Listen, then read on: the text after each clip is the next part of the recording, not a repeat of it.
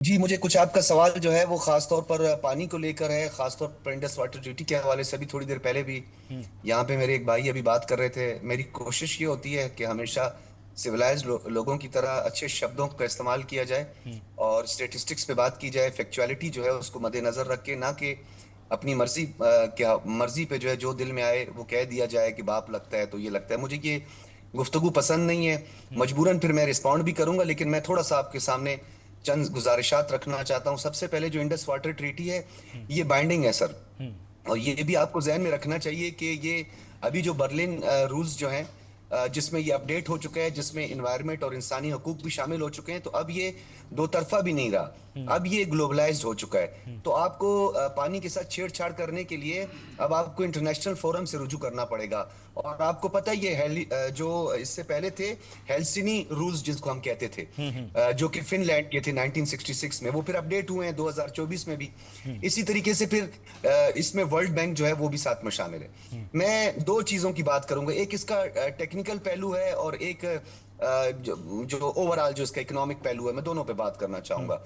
इसका टेक्निकल पहलू ये है कि इस वक्त जो कैपेसिटी है भारत की, जो आप लोगों ने एक ब्यास का जो एक टनल जो आप लोगों ने बनाया था, जिसको चिनाब ब्यास टनल कहते हैं, जिसको आपने रिवर्स कर दिया, उसका PC1 भी बना दिया गया था, फिर उसको आपने मुअत्तल कर दिया। उसकी वजह क्या थी वो मैं आपको बताता हूँ। 2 मिलियन एकड़ फीट पानी जो है उसकी कैपेसिटी है आपकी रोकने की, और ये टोटल कोई 26 मिलियन एकड़ फीट पानी जो है वो उसका बहाव बनता है। तो चैनलाइज हो सकता है, मैक्सिमाइज हो सकता है, लेकिन आप 3 डैम आपके वहां पे ऑलरेडी बने हुए हैं, तो वो आपके अपने डैम भी उससे बंद हो जाएंगे। पहला इशू सबसे पहला ये है कि आपको अपने डैम बंद करने पड़ेंगे। ये इसका इकोनॉमिक पहलू है। दूसरा ये है कि पाकिस्तान की ज्योग्राफी जो है वो पाकिस्तान को प्रोटेक्ट करती है हर तरफ से, क्योंकि डाउन स्ट्रीम है, और तो डाउन स्ट्रीम में पानी पाकिस्तान की तरफ आना है। अब होता है कि पानी को रोका जाएगा।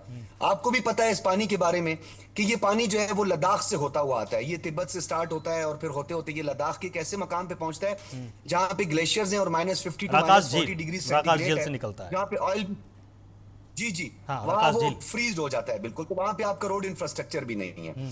तो एक पॉलिटिकल ऑब्जेक्टिव तो ठीक है, समझ में आता है कि बीजेपी अपनी सियासत के लिए या कोई भी इसको एक पॉलिटिकल ऑब्जेक्टिव के तौर पर इस्तेमाल करता है। टेक्निकली जो मुझे समझ आती है, अब आप देखें कि 2 मई में इजलास होता है, न्यू दिल्ली में इजलास होता है, उससे कबल इस्लामाबाद में इजलास होता है। तो इंडस वाटर कमीशन का इजलास ही अभी तक नहीं हुआ है। तो जो डेटा शेयरिंग है वो भी बाइंडिंग है।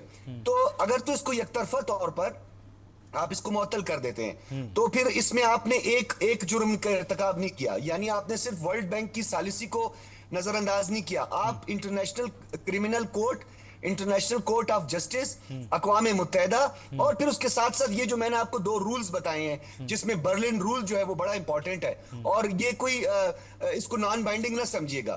तो मैं ये समझता हूं कि बात करने के हद तक तो ठीक है, जज्बात की हद तक भी ठीक है, लेकिन रियलिटी ये है, फैक्ट ये है कि आपकी कैपेसिटी नहीं है।